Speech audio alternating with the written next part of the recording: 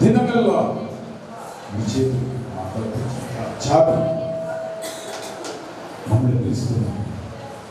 మా హృదయం తలుపులు మీరు సెలవిస్తున్నారు. హృదయపు తలుపు బయట మీరు నిలబడి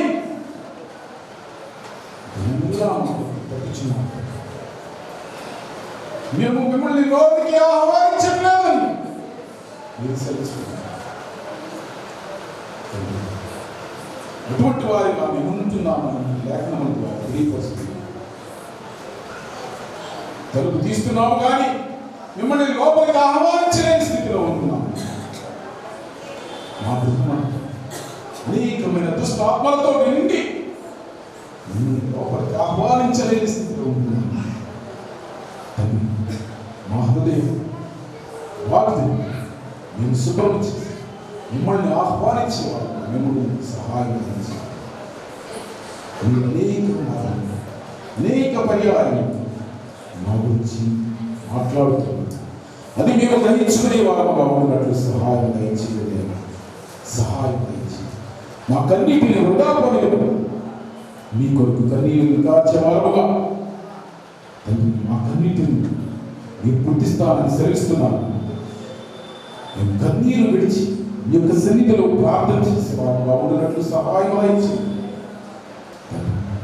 అనేకమైన వ్యర్థమైన విషయముల కొరకు మేము కన్నీరు కారుస్తున్నాము. మీ యొక్క సన్నిధి మా కొరకు మా యొక్క కుటుంబాల కొరకు కన్నీటిని కార్చలేకపోతున్నాము. మీరు సెలవిస్తున్నారు ఆయన. మీకు మాటలు మేము గ్రహించే వారిగా ఉన్నట్లు సహాయం చేయండి. మీకు వందనాలు, స్తోత్రం స్తోత్రం స్తోత్రములు ఉన్నాయి.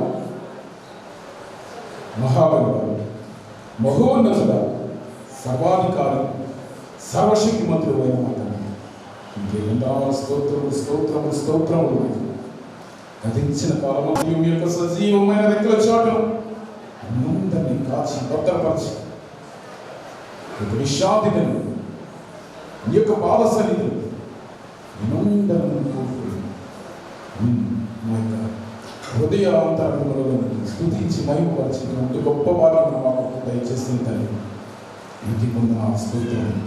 ఇటువంటి భాగ్యం అయితే ఎంతో మంది లోకంలో నశించిపోవచ్చు. ప్రేమ స్వరూపి మీరు మాపై చూపించిన ప్రేమను బట్టి కరుగబడి ఇంకే వందనాలు స్తోత్రములు ఉన్నాయి. ఇటువంటి పాటలో మీరు నేర్పించాలనే ఆరాధనలో మీ దేవుడు నడిపించినందుకు సమస్తమును మీరు అంగీకరిస్తున్నందుకు వందనాలు స్తోత్రాలు. ఇక్కడ రావాల్సిన బిడ్డలు అనేక మంది ఉన్నారు. వారందరూ సకాలంలో మీ యొక్క సన్నిధికి వచ్చినప్పుడు గొప్ప చూపించండి దేవ. ఆ పాటని నేను సహాయం దయచేయండి. వాక్య పట్టణంలో వాక్య ధ్యానంలో మీరే ముందు నడిపించి మీ యొక్క దాసుల్ని దేవుని కోసం గ్రామంలో బలమైన వర్తమానం ద్వారా వాడుకొని సురక్షితంగా ఉండగా మా మధ్యకు నీ యొక్క సన్నిధిలోకి తోడుకు వస్తున్నట్టు కొందరాలను వారికి శక్తిని ఆరోగ్యం బలము దయచేయి. ఈ యొక్క పరిచర్యలో బలంగా వాడుకుంటున్నది వందనాలు దేవా. ఈ యొక్క విశ్రాంతిని మీరు మా కొరకు మాట్లాడాల్సిన వాక్యం సిద్ధపరిచినందుకు వందనాలు. మీరే మాతో మాట్లాడుతున్నందుకు వందనాలు. ఎస్తేరు గ్రంథం నుండి అనేక పర్యాయములుగా మీరు మాతో మాట్లాడుతున్నారు నాయన. మొదటి గురించి హామానం గురించి ప్రతి అనేక విషయాలు మీరు మాతో మాట్లాడుతున్నారు. వాటన్నిటిని మీరు గైకొని మా యొక్క జీవితాలను అన్వయించుకొని మా యొక్క మేము నడిచే మార్గంలో వాటిని అన్నిటిని తండ్రి నాయన అన్వయించుకోవడానికి సహాయం దయచేయండి దేవానికి. సమస్తంలో మీరే ఉండి నడిపించండి తండ్రి. పాపని ఎందుకు ప్రతివాడిని ప్రార్థన చేసే యోగ్యత లేనటువంటి వాడిని ప్రార్థన చేసేటువంటి గొప్ప భాగ్యం నాకు దయచేసారు. తప్పుదోషంలో ప్రార్థన ఉంటే మళ్ళీ సమస్తమైన మహిమ ఘనత ప్రభావం మీరు ఆరోపించుకోండి. మా కొరకు క్రీస్తు పరిశుభ్రాన్ని అతి మిక్కిలిమైన కాబట్టి నాడు గురించి నామపరమతండి. ఆమేన్. హల్లెలూయా.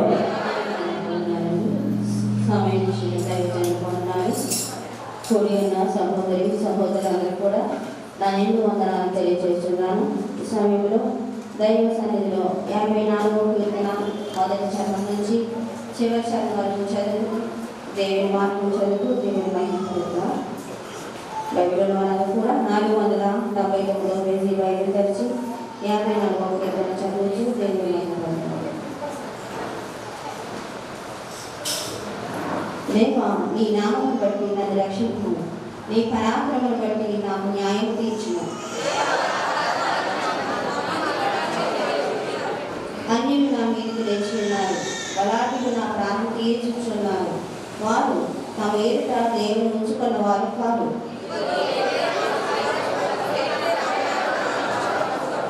నా శత్రువులు చేయి కీడు ఆయన వారి మీదకి రప్పించును. నీ సత్యమును బట్టి వారిని నశింపచేయుము. స్వేచ్ఛాకరమైన బలులను నేను నీకు అర్పించను.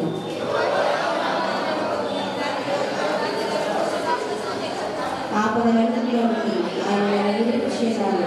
నా శత్రువులు నన్ను చూచి నా మనసు సంతోషించుచున్నాను. దేవుడి పరిశుద్ధ వాటిని మన ఇంటిలో దీవించి ఆశీర్వదించినాక ఈ సమయంలో ఎవరైనా పాట పాడుతుండగా దేవుని మహిమపరచండి.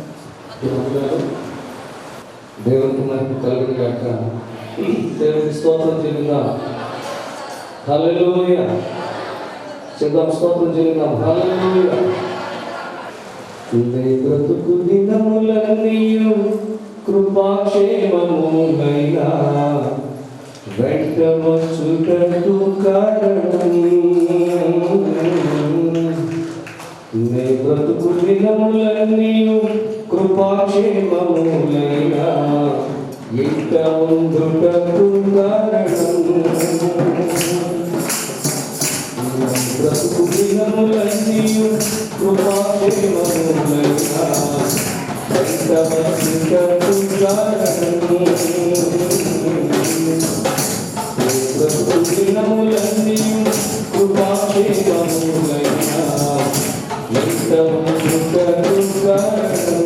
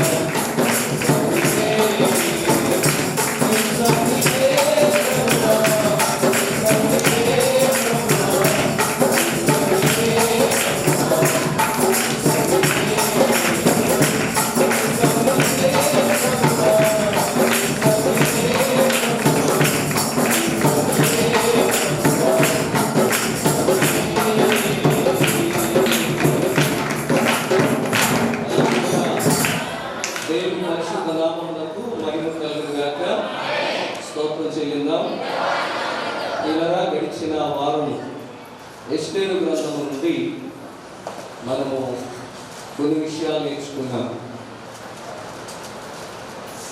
ఎస్తేరు తన ప్రజల కోసం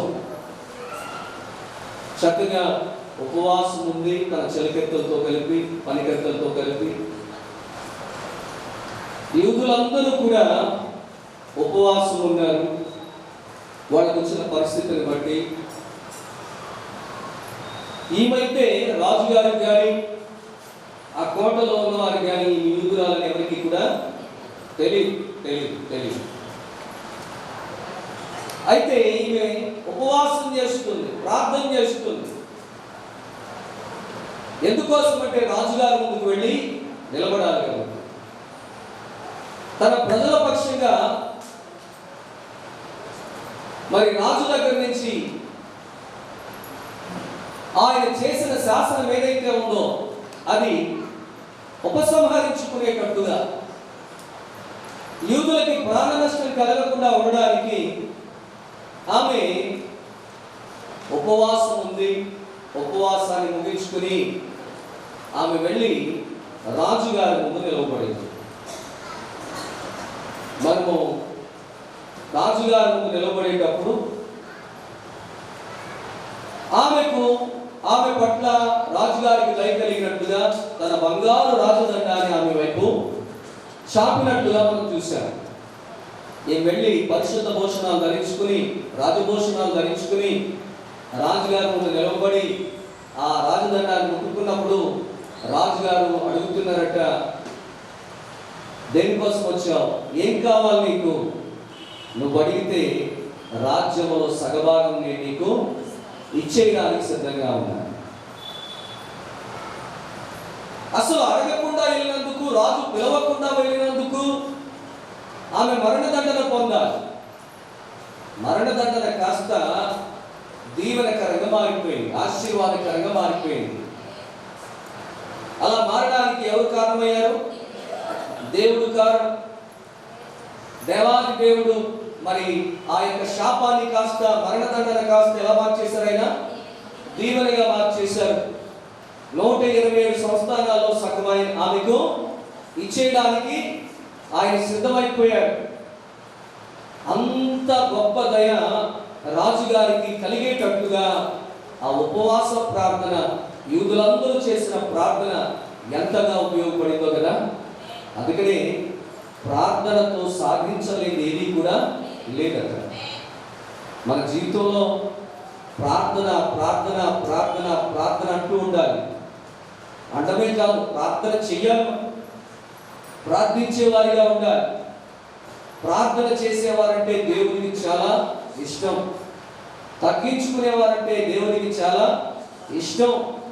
అందుకనే ఎడతెగక విసుగక నిత్యము ప్రార్థన చేయమని చెప్పి ప్రభు ఎప్పటికప్పుడు మరి క్రొత్త నిబంధన గ్రంథంలో మనకు చెప్తానే ఉన్నారు. విసుక్కోకుండా ప్రార్థన చేయడానికి అన్యాయస్తుడైన న్యాయాధిపతిని కూర్చున్నటువంటి ఉపమానం చెప్పారు ఆయన.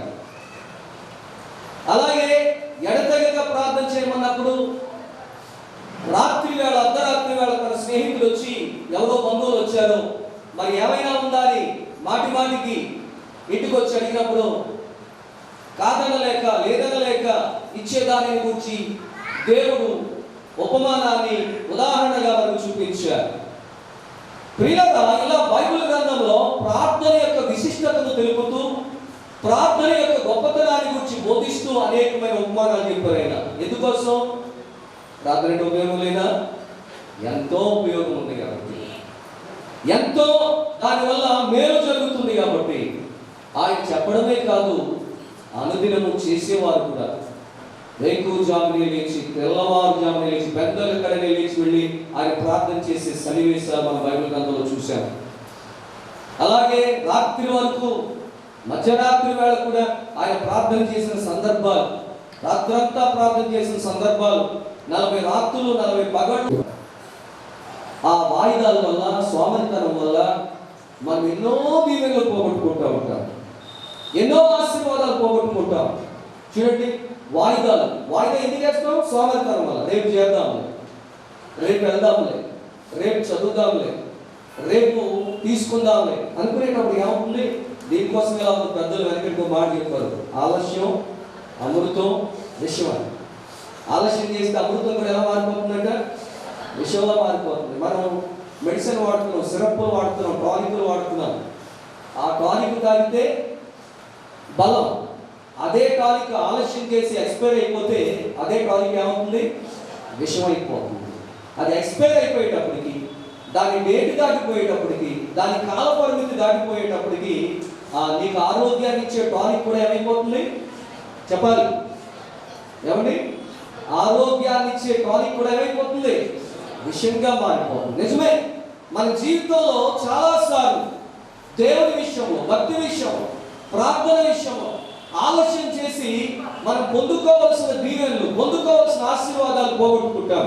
అందుకని ఇక్కడ ఏమాత్రం ఆలస్యం చేయడం లేదు, ఏమాత్రం అశ్రద్ధగా కూడా ఎవరు ఎస్పేరు ఎంత మాత్రం కూడా అశ్రద్ధగా లేదు. ఆమె వెంట వెంటనే భోజనానికి రమ్మండం, విందు సిద్ధం చేయించడం టకటకా జరిగిపోయాయి. ఇప్పుడు విందుకు వచ్చిన రాజుగారు ఇంకోసారి అడుగుతున్నాడు. ఎవరిని? ఈయన అడగడానికి మొహమాట పడుతున్నట్టు ఉంది, ఏదో దాస్తుంది నా దగ్గర, మొత్తం మీద ఏదో అడగాలనుకుంటుందనే విషయం మాత్రం ఎవరికి అర్థమైంది? రాజుగారికి బాగా అర్థమైంది. ఈమె అడగట్లా, కానీ రాజుగారు అడుగుతున్నారు. ఏంటంటే కావాల్సింది ఎవరికి? అవసరం ఇప్పుడు ఎవరికి ఉంది? చెప్పాలి, అవసరం ఎవరికి ఉంది? ఎస్తేర్ గారికి అవసరం ఉంది. కానీ ఎవరు అడుగుతున్నారు? ఇప్పుడు అవసరం ఉన్న వాళ్ళు అడుగుతారా, లేకపోతే అవతల వాళ్ళు అడుగుతారా మనల్ని? మ్యాక్సిమం సాధారణంగా ఏమండి, సాధారణంగా ఎవరికి అవసరం ఉంటుందో వాళ్ళే అడుగుతారు. ఈమె అడగాల్సింది దేవుడిని అడిగేసింది, ఈమె మాత్రం అడగట్లా. ఆయనే పదే అడుగుతున్నాడు. ఒకసారి అడిగాడు రాజ్యంలో సగం ఇస్తానని, ఇప్పుడు మరలా అడుగుతున్నాడు. చూడండి 3వ వచనం, 3 కాదు 6వ వచనం. రాజు ద్రాక్షారసపు విందుకు కూర్చుండి ఎస్తేరును చూచి, నీ కోరిక ఏమిటి? అది నీకు అనుగ్రహించబడు. నీ మనవి ఏమిటి? అది రాజ్యములో సగము మట్టుకైనను చేయబడునని చెప్పగా. హల్లెలూయా. ఎన్నోసార్లు అడిగాడు? ఇప్పుడు చెప్పండి, ఎన్నోసార్లు అడుగుతున్నాడు? ముందు ఆయన దగ్గరికి వెళ్ళినప్పుడు అడిగాడు, ఇప్పుడు ఆయన ఆవిడ దగ్గరికి వచ్చిన తర్వాత మరలా అడుగుతున్నాడు. నీ కోరిక ఏంటి? నీ మనం ఏంటి? అసలు ఏమైనా చెప్పుకోవాలనుకుంటున్నావా? నీ విధంగా అడగాలనుకుంటున్నావా? నీకు ఏదైనా కావాలా? రాజ్యంలో సగం మట్టుకైనా చేయడానికి నేను రెడీ. దయ ఉంటుంది, కానీ మరీ ఇంత దయ ఉంటుందండి. ఒకసారి అడిగాం, కాదని తర్వాత మళ్ళీ ఎందుకు అడుగుతాం అంటాం మనం అయితే. అవునా కదా? మాట్లాడరేమా? ఒకసారి అడుగుతాం, కాదంటే మళ్ళీ అడగమన్నా అడగం. మరి నిన్న ఇస్తారన్నా కదా అని ఇవాళ అడిగాలనుకున్నాను. నిన్న ఛాన్స్ అయిపోయింది. ఇవాళ అడిగినా కూడా నేను ఇచ్చే మనసు నాకు లేదంటాం. దాని రాజుగారు చూడండి, అక్కడికి వెళ్ళినప్పుడు అడిగాడు, ఇప్పుడు ఇక్కడికి వచ్చిన తర్వాత కూడా ఏం చేస్తున్నాడు? ఆయన అడుగుతా ఉన్నాడు. నీ కోరిక ఏంటి, నీ మనం ఏంటి, రాజ్యంలో సగం పట్టుకైనా నీకు ఇవ్వడానికి సిద్ధంగా ఉన్నాను. ఏమండి, ప్రార్థన ఎంత గొప్ప కార్యాలు చేస్తుందో కదా, ఎంత గొప్ప కార్యాలు చేస్తుందో కదా. ఆలోచించండి బాగా, దయచేసి గమనించండి బాగా. ఒకసారి గతంలో అసలువాద మిఠాయి కొట్టు రత్నం గారు కదా ఆయన పేరు, మిఠాయి కొట్టు రత్నం. ఒకసారి ఇక్కడ చర్చకొచ్చిన సాక్ష్యం చెప్పాడు. ఆయన చాలా సంవత్సరాలు అవుతుంది. ఆయన చాలా భయంకరంగా తాగేసి తిరుగుతూ ఉండేవాడు. వ్యాపారం సప్లై కంపెనీ ఉండేది, మంచి మిఠాయి కొట్టు వ్యాపారం అన్నీ పోగొట్టేసుకున్నాడు. భార్య ఆయన పెట్టి చెప్పకుండా దూరంగా వెళ్ళిపోయింది. ఆవిడ వెళ్ళి ఒక చర్చిలో పాస్టర్ గారి దగ్గర చేరింది. ఆమె ఆ కుటుంబం మరలా వీళ్ళిద్దరు కలుసుకున్నారు. ఇద్దరు మార్పులు పొందారు, బాప్తిసం పొందారు. అంతకుముందు ఇక్కడ ఉన్నప్పుడు ఆవిడకి దేవుడు అంటే ఇష్టం. ఆయనకి వెళ్ళి చెప్తా ఉండేవాడు, ప్రార్థన చేస్తూ ఉండేవాడు. అయితే ఇలా జరిగిన తర్వాత, వ్యాపారం అంతా పోయిన తర్వాత కాకినాడ నుంచి తిరిగి వచ్చి మనం వ్యాపారం పెట్టుకోవాలి. కానీ చేతిలో చూస్తే చిల్లిగావా లేదు, చేతిలో చూస్తే చిల్లిగా లేదు. భార్య భర్త ఇద్దరు ప్రార్థన చేసుకుంటూ ఉన్నప్పుడు మరుసటి రోజు అసంబాద్లో ఒక వ్యక్తి ఆయన కబురు పెట్టాడట.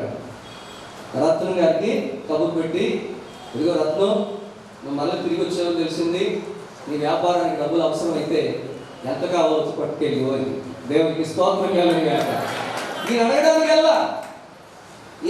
వెళ్ళా. అసలు ఆయన ఎవరికి అంత తొందరగా అప్పు ఇవ్వడట. అలాంటి వ్యక్తిని ఎవరు కలిపారు చెప్పండి, ఎవరు ప్రేరేపించారు చెప్పండి? దేవుని కాదు. అతను వచ్చి చర్చలో ఇక్కడ ఒక శుక్రవారం ఇక్కడ చర్చలో సాక్ష్యం చెప్పాడు. మీ జ్ఞాపకం ఉందో లేదో నాకు తెలియదు, కానీ ఈ సహోదరులు సహోదరులు మనము ప్రార్థన చేస్తే, అది ఇంకా ఉపవాస ప్రార్థన చేస్తే ఇంకా గొప్ప కార్యాలు జరుగుతాయండి, ఇంకా అనేకమైన అద్భుత కార్యాలు జరుగుతాయి. మరి ఎవరో ఒక వ్యక్తి, ఆ ఊళ్ళో వ్యక్తి, నేను తెలిసిన వ్యక్తే, కానీ ఎవరికి అంత ఆశామాషిగా అప్పివ్వడట. అలాంటి ఆయన ఈయన కబురు పెట్టి, నీకు డబ్బులు కాస్తే వచ్చి పట్టుకెళ్ళు, మన వ్యాపారం చేసుకో. అతనికి కళ్ళంట నీళ్లు పెట్టుకుని, కళ్ళంట నీళ్లు కాకుండా సంతోషంతో, దేవుడు నాకు నిజంగా ఎంత గొప్ప మేలు చేశాడని చెప్పి ఆ భార్య భర్తలకు చర్చలో సాక్ష్యం చెప్పి దేవుని కనపరిచారు. దేవునికి స్తోత్రం కలుగును గాక. హల్లెలూయా. ప్రియులారా, మీ ప్రార్థన ప్రభు హృదయాన్ని కదిలించేసుకుంటుంది. మీ కన్నీరు ప్రభు హృదయాన్ని కదిలిస్తుందండి. దేవునికి స్తోత్రం కలుగును గాక. హల్లెలూయా. నువ్వు కన్నీటితో ప్రార్థన చేస్తే దేవుడు చలించిపోతారండి. నాయని విధవరాలు ఏడుస్తుంటే ఆ కన్నీరు చూసి చలించిపోయి ఆమె అడగకుండానే చనిపోయిన ఆమె బిడ్డను ఏం చేశాడు? ఆయన బ్రతికించి ఆమెకు తిరిగి అప్పగించాడు. దేవునికి స్తోత్రం కలుగును గాక. హల్లెలూయా. నాయను విధవరాలి కన్నీరే కలిచిందా నా ప్రభువా నీ హృదయం. నాయను విధవరాలి కన్నీరే కలిచిందా నా ప్రభువా నీ హృదయం.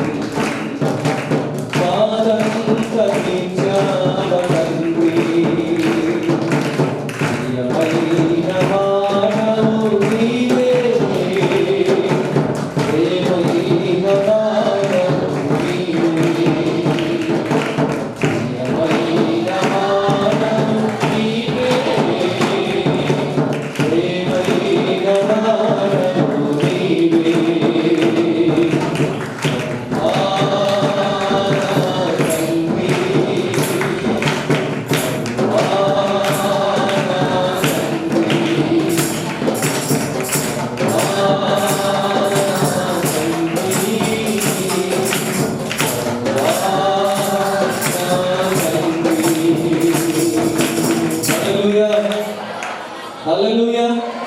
దేవుని పరిశుద్ధ నామమునకు మహిమ కలుగును గాక. ఆమేన్. అట్ ద సేమ్ టైం హామానికైతే మొత్తం ఏం అర్థం కావట్లా. ఏంటండి ఇదే మాట రాజుగారు హామాని ఏం కావాలో కోరుకో, రాజ్యంలో సగం ఇచ్చేస్తానని అన్నారు అనుకోండి. హామాని గారు ఏమంటారు? నిజంగా సగం ఇచ్చే ప్రభా, రాజుగారండి సగం ఇచ్చేయండి నాకు. ఇస్తే లేకపోతే హామర్ కూడా మనల్ని అడిగితే మనమేమంటాం? రాజ్యంలో సగం వరకు ఛాన్స్ ఇస్తానంటే మనం వద్దంటామా? ఏమండి, రాజ్యంలో సగం ఇచ్చేస్తానంటే మనం వద్దంటావా? మాట్లాడినా మీకు మీ జవాబు కావాలి. మీరైతే వద్దండి బాబు, నేనేం చేసుకుంటాను, రాజ్యంలో సగం ఇస్తే మళ్ళీ నాకు ఇంకా నా పొరపాటు మానేసి రాజ్యంలో తిరిగి కూర్చోవాలని అంటారు. లేదు కదా. చూడండి అక్కడ మనం చదువుదాం. 7వ వచనం. ఎస్తేరు ఇలాగ ప్రత్యుత్తరం ఇచ్చాడు, రాజువైన తమ దృష్టికి నా ఎడల దయ కలిగి నా మనవి చొప్పునను నా కోరిక చొప్పునను జరిగించుట రాజువైన తమకు అనుకూలమైతే రాజువైన తామును హామానును నీ నిమిత్తము నేను చేయింపబో విందులకు రావలెను. రాజువైన తాము చెప్పినట్లు రేపటి దినమున నేను చేయుదును. ఇదే నా మనవి నా కోరికలు. ఇదే నా మనవి నా కోరిక. నా మనవి నా కోరిక. దేవునికి స్తోత్రం చెప్పండి. హల్లెలూయా. ఆవిడ కోరిక ఏంటంట? నిజంగా ఆవిడ కోరిక కదా? నిజానికి ఆవిడ మనవదా? లోపల అసలు ఉద్దేశం వేరు. లోపల ఉద్దేశం వేరు వేరు వేరు వేరు. ఇంకా ఏదో ఎక్స్పెక్ట్ చేస్తుంది, కానీ పైకి మాత్రం ఏం చెప్తుంది? నా మనవి నా కోరిక ఏంటంటే నీ దయ నా మీద ఉంటే, నీ కరుణ నా మీద ఉంటే రేపు కూడా యాజ్ ఇట్ ఈస్గా మన భోజనానికి ఇద్దరు వచ్చేయండి. ఎందుకు వచ్చేయండి, ఎందుకు వచ్చేయండి, ఎందుకు వచ్చేయండి. ప్రియులారా, 3 రోజులు ప్రభువుని వేడుకుంది. ఇప్పుడు తన భర్తను వేడుకుంటుంది. భోజనానికి రండి, భోజనానికి రండి. ఏం చూపిస్తుంది? రాజుగారి మీద ఏం చూపిస్తుంది? చెప్పాలి. రాజుగారి మీద ఏం చూపిస్తుంది? ఇప్పుడు రాజుగారు కాబట్టి భర్త కాబట్టి ప్రేమ చూపెడుతుంది. హామాను మీద ప్రేమ చూపించవచ్చా? చెప్పాలి. హామాను మీద ప్రేమ చూపించవచ్చా? ఎందుకని? హామాను ఒక రకంగా ఆవిడకి ఏమవుతాడు? విరోధి, శత్రువు మీద కూడా ప్రేమ చూపిస్తుంది. ఎవరు? చెప్పాలి. ఎవరు? మీరు శత్రువు మీద ఎప్పుడైనా ప్రేమ చూపించారా? శత్రువు మీద ప్రేమ చూపించడం దేవుని పిల్లల యొక్క గొప్ప లక్షణం. ఈ లక్షణం అందరికీ ఉండాలి. నాకు, నీకు, మనం అందరికీ కూడా ఏముండాలి? శత్రువును ప్రేమించేటటువంటి లక్షణం ప్రతి ఒక్కరికి ఉండాలని చెప్పి ప్రభు పేరిట నేను తెలియజేస్తా ఉన్నాను. దేవునికి మహిమ కలుగుగాక. నీ విరోధి ఆకలి కొని ఉంటే అతనికి పిలిచి ఏం చేయమన్నారు? యేసయ్యా, భోజనం పెట్టు. నీ శత్రువు ఆకలి కొని ఉంటే భోజనం పెట్టు, భోజనం పెట్టు, భోజనం పెట్టు. మరి హామాను గారు ఆకలితో ఉన్నాడని అయితే బైబిల్లో లేదు, కానీ ఈమె రాజుగారితో పాటుగా రాజుగారికి ఏమైతే విందు చేసిందో సేమ్ యాజ్ ఇట్ ఈస్గా అదే విందులో ఎవరికి అవకాశం ఇచ్చింది? ఎవరిని కూడా పిలుస్తూ ఉంది, ఎవరిని కూడా రమ్మని చెప్తా ఉంది. దేవునికి స్తోత్రం. హల్లెలూయా. మీకు దయ ఉంటే, నా పట్ల మీకు ప్రేమ ఉంటే, ఇదిగో మీ దాసురాలైన నా మీద మీకు కృప ఉంటే, మీరు మీతో పాటు హామాను కూడా రేపు కూడా నేను విందు చేయిస్తాను, రావాలని చెప్పి ఇదే నా మనవి, ఇదే నా కోరిక. ఆ దినమందు హామాను సంతోషించి మనోల్లాసము గలవాడై బయలు వెళ్ళి రాజగుమ్మముల నుండి మొర్దెకైను చూచియు అతడు లేచి నిలువకయు కదలకయు ఉన్నందున మొర్దెకై మీద బహుగా కోపగించాను. దేవునికి స్తోత్రం కలుగుగాక. మనసు ఉల్లాసం వచ్చేసిందంట. ఎవరికి ఉల్లాసం? ఎవరికి ఆ సంతోషం? ఎంత ఆనందంగా ఉన్నాడు చెప్పండి. ఎంత ఆనందంగా ఉన్నాడు, ఎంత సంతోషంగా ఉన్నాడు. కారణం ఏంటి? ఎందుకు ఆ సంతోషం, ఎందుకు ఆనందం? రాజుగారితో సమానంగా నన్ను కూడా రాణి గారు భోజనానికి పిలిచారు. నాకు కూడా రాజుగారితో ఒక సమానమైన హోదాను ఎవరిచ్చారండి? ఎస్తేరు నాకు రాణి గారు నాకు ఇచ్చారని చాలా ఆనందంగా ఉన్నాడు, చాలా సంతోషంగా ఉన్నాడు. ఈ సహోదరులు సహోదరులు మరి ఎలా ఉందంటే, ఓ ప్రక్కేమో వాళ్ళని నాశనం చేయాలన్న ఆలోచనతో వాళ్ళు ఏమైపోయినా పర్వాలేదు అనుకుంటున్నాడు, కానీ తను మాత్రం ఎలా ఉండాలనుకుంటున్నాడు? ఆనందంగా సంతోషంగా ఉండాలనుకుంటున్నాడు. బైబిల్లో నిన్ను వలె నీ పొరుగువారిని ప్రేమించని మాట ఉంది. ఆ మాట హామాను జీవితంలో ఏమైనా ఉందా? నిన్ను వల్ల నీ పొరుగువారిని ప్రేమించడం లేదు. నీ పొరుగుడు ఏడాలా, నువ్వు సంతోషంగా ఉండాలి. నీ పొరుగుడు నాశనం అయిపోవాలి, నువ్వు ఆనందంగా ఉండాలి. నీ పొరుగుడు మట్టి కొట్టుకుపోవాలి, నువ్వు మాత్రం ఉన్నతమైన దీవెనలో పొందేసుకోవాలి. బాగుందా ఇదేమైనా? ఇలాంటి లక్షణాలు ఉంటే, మనలో కూడా ఇలాంటి లక్షణాలు ఉంటే హామానికి మనకి ఇక తేడా, హామానికి మనకి తేడా. దానియేలు సింహాల గుహలో ఉంటే రాజుగారు భోజనం చేశాడా? ఎవడ వాళ్ళ మేళతాళాలు, వాయిద్యాలు, ఆటపాట్లు ఉన్నాయా? లే. మరి అప్పుడు అన్నిడే కదా, ఆ రాజుగారు అన్నిడే. దానియేలు అంటే యూదుడు. దానియేలు సింహాల గుహలో ఉన్నప్పుడు ఆ రాత్రంతా నిద్ర లేకుండా ఉన్నాడంటే ఎవరు? ఎందుకని? అతడు తనలాగా ఎవరిని ప్రేమిస్తున్నాడు? దానియేలును ప్రేమిస్తూ ఉన్నాడు. రాజు అందుడే కానీ అతనిలో ఏం పని చేసింది? దేవుని ప్రేమ పని చేస్తాను. కొంతమంది దేవుని పిల్లలు అనుకుంటారు కానీ వాళ్ళలో దేవుని ప్రేమ పని చేయగలరు. దేవుని ప్రేమ ఉండదండి. ఎంతసేపు కూడా ఎవరొకరు బాధ పెట్టాలి. అమ్మా, యేసు ప్రభు వారు బాధపడుతూ కూడా ఆయన ఏం పంచారైనా? ప్రేమను పంచారు. మరణిస్తూ కూడా ఏం పంచారైనా? ప్రేమను పంచారు. గాయాలతో ఉండి కూడా, రక్తాలు కారుతూ కూడా ఏం పంచారు? ప్రేమను పంచారు. ఇది దేవుని యొక్క ప్రేమకున్న గొప్ప లక్షణం. దేవునికి స్తోత్రం కలుగుగాక. హల్లెలూయా. మనం బాధపడినా కూడా ఇతరులు బాధపడకూడదని మనం చూసుకోవాలి. మన వల్ల ఎవరికి నష్టం కలగకూడదు, మన వల్ల ఎవరికి బాధ కలగకూడదు, మన వల్ల ఎవరికి కూడా ఇబ్బంది కలగకూడదు. ఈయన ఒక ప్రక్కేమో రాజుగారి చేత శాసనం తయారు చేసేసాడు, రాజముద్ర వేసేసాడు. మరో ప్రక్క చాలా ఆనందంగా ఉన్నాడు, సంతోషంగా ఉన్నాడు. యూదులు ఎవరైనా సంతోషంగా ఉన్నారు. యూదులందరూ ఏడుస్తున్నారు, గొల్లుమని ఉపవాసముని సమాజ మందిరంలో ప్రార్థన చేస్తున్నారు. వాళ్ళందరూ కూడా ఎస్తేరు పక్క నుంచి బిందె చేయించింది కానీ ఆమె ఇంకా ఏమీ తీసుకోలేదు. ఆ రోజు ఏం తినలేదు. ఆమె కూడా ఉపవాసంతో ఉంది. ప్రియులారా, ఇది దేవుని పిల్లల యొక్క మంచి లక్షణం. మన కడుపు మాడిన పనులు అప్పుడు అన్నం పెట్టాలని ఉందో చూసారా, మనసు ఉంటుంది చూసారా, అది అందరికీ ఉంటుందండి. దేవుని ప్రేమ ఎవరో ఉంటుందో వాళ్ళకు మాత్రమే అలాంటి మనస్సు ఉంటుంది. వాళ్ళు మాత్రమే అలాంటి లక్షణాలు కలిగి ఉంటారు. ప్రియులారా, దేవుని పిల్లలారా, ఇతరులు బాధపడుతూ మనం సంతోషంగా ఉంటే అది నిజమైన సంతోషమో కాదు. ఇతరుల్లో ఎప్పుడైతే మనం ఆనందాన్ని చూసి ఆ ఆనందం, ఆ సంతోషం మందుగా భావించుకుంటామో అప్పుడు నిజంగా క్రీస్తు ప్రేమ నీలో పనిచేస్తుందని అర్థం. దేవునికి స్తోత్రం కలుగుగాక. హల్లెలూయా. చూడండి, చాలా సంతోషంగా బయటకు వచ్చాడట. బయటకు వచ్చేటప్పటికి ఇంటికి వెళ్తున్నప్పుడు రాజగుమ్మం ముందు ఎవరున్నారు? ఎప్పటిలాగే మొద్దుకై అక్కడ ఉన్నాడట. ఇతను చూశాడు. ఇతడేమో లేచి నిలబడలేదు, నమస్కారం చేయలేదు. ఎందుకు చేస్తారు? ఫస్ట్ నుంచి లేదా అలవాటు. ఎందుకని? యూదులకున్న అలవాటు ఏంటి? ఎవరికి చేస్తారు? దేవునికి మాత్రమే చేస్తారు. వాళ్ళు అన్ని జనాంగానికి అస్సలు చేయరు. అలాగా తల వంచరు వాడు, ఎంత మాత్రం కూడా మెడవంచరు వాడు. ప్రియ సహోదరులు సహోదరులు గమనించాలి. ఇక్కడ అలాంటిది ఇవాళ ఎందుకు మారుతాడు? ఇవాళ ఏం మారడు. ఇవాళ అలాగే ఉన్నాడు. యేసుక్రీస్తు నిన్న నేడు అదే రీతిగా ఉన్నాడంట. ఏకరీతిగా ఆయన ఉన్నాడు. ఇక్కడ యూదులు కూడా ఎలా ఉన్నారు? ఒకే రీతిగా ఉన్నారు. వాళ్ళు ఫ్రమ్ ద బిగినింగ్ లో ఏం నేర్చుకున్నారో ఇప్పుడు కూడా దాన్నే కలిగి ఉన్నారు. మనం బిగినింగ్ లో నేర్చుకున్నట్టుగా ఉంటున్నామా? రోజుకోలా మారిపోతున్నామేమో కదా.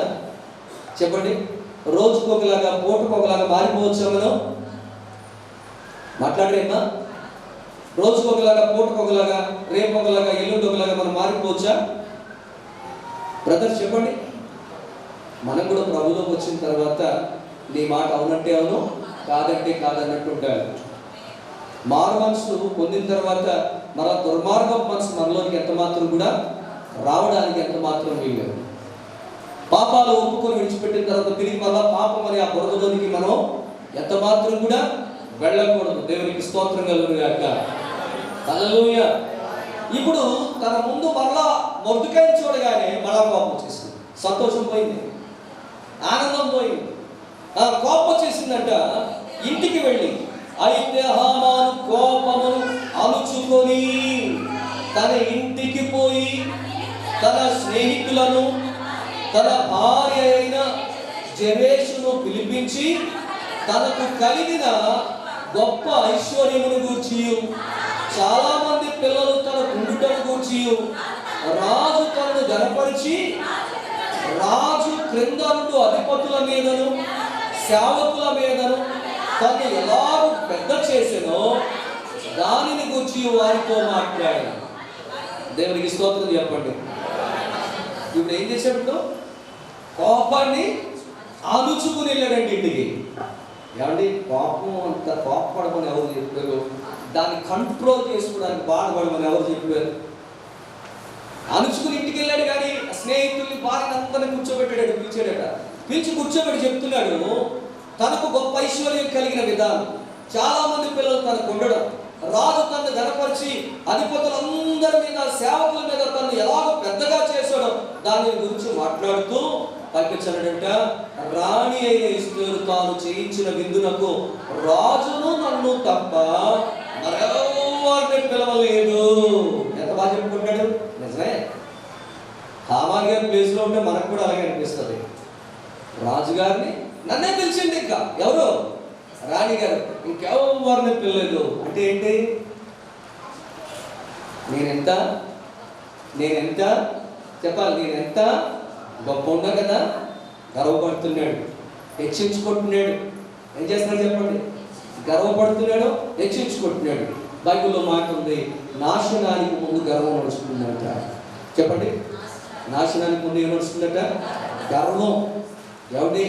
మనం ఎప్పుడు కూడా అతిశయించవచ్చు, గర్వపడవచ్చు. ఎవరిని బట్టట? అతిశయించేవాడు దేవుడిని బట్టి అతిశయించాలి.